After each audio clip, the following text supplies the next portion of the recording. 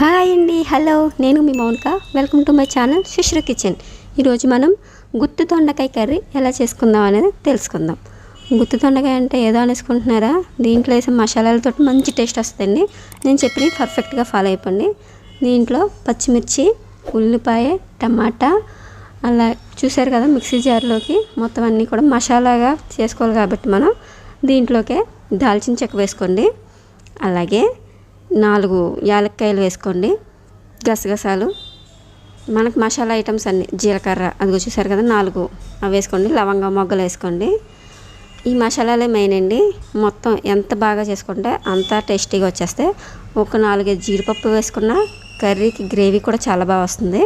నేను యాడ్ చేసే అన్నీ కూడా సింపుల్గా యాడ్ చేసేసుకోండి. అలాగే జీలకర్ర వేసేసుకోండి. అదిగోండి ఫైన్గా పేస్ట్ చేసేసుకొని పక్కన పెట్టేసుకోండి. ఇప్పుడు మనం స్టవ్ మీద ప్యాన్ పెట్టేసుకొని ఆయిల్ వేసుకోండి.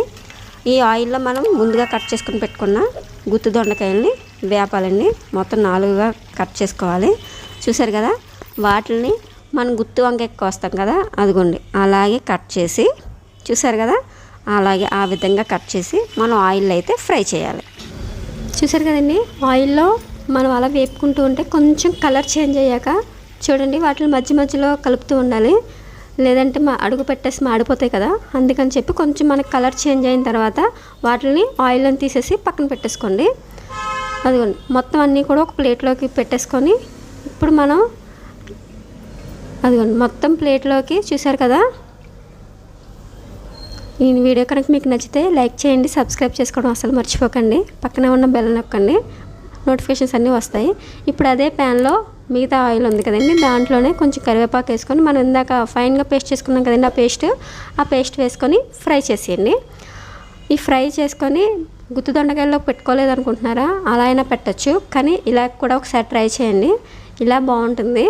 మనం అలా దాంట్లో పెట్టినా ఇలా చేసుకున్నా ఒకలాగే వస్తుందండి టేస్ట్. కాకపోతే దాంట్లో పెట్టే కంటే పేస్ట్ ఇలా చేసుకుంటే పేస్ట్ దాంట్లోకి కూడా లోపలికి వెళ్తుందండి. కాబట్టి చూసారు కదా, మొత్తం ఆయిల్ కొంచెం సపరేట్ కొంచెం అయిన తర్వాత దాంట్లోకి కొంచెం కారం వేసుకోండి. రుచికి సరిపడట్టు ఉప్పు, కారం మనం దీంట్లోకి కర్రీ అవుతుంది అనేటప్పటికి మనం యాడ్ చేసుకుంటాం కదండి. చూడండి అది. ఇప్పుడు ధనియాల పొడి,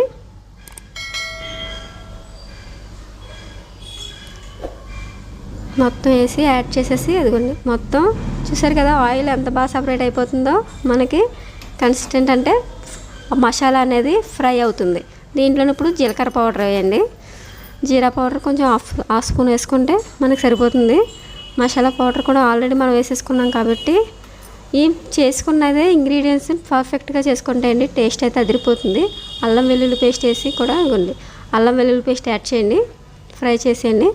మనం ఏదైతే మసాలాలు వేస్తున్నామో ఆ మసాలా వేయండి, కర్రీకి టేస్ట్ వచ్చేది. కాబట్టి వీటిని అస్సలు స్కిప్ చేయొద్దండి. ఇప్పుడు వీటిని మనం దొండకాయలు చూసారా ఆయిల్ మొత్తం సపరేట్ అయిపోయి మసాలా మనకి బాగా వేగింది. సో ఈ కేటగిరీలో ఉన్నప్పుడు మనకి ఇవి ఏదైతే కట్ చేసుకుని ఆల్రెడీ వేయించేసుకుని పక్కన పెట్టుకున్నాం కదండి మనం, అవన్నీ కూడా యాడ్ చేసేసుకోండి.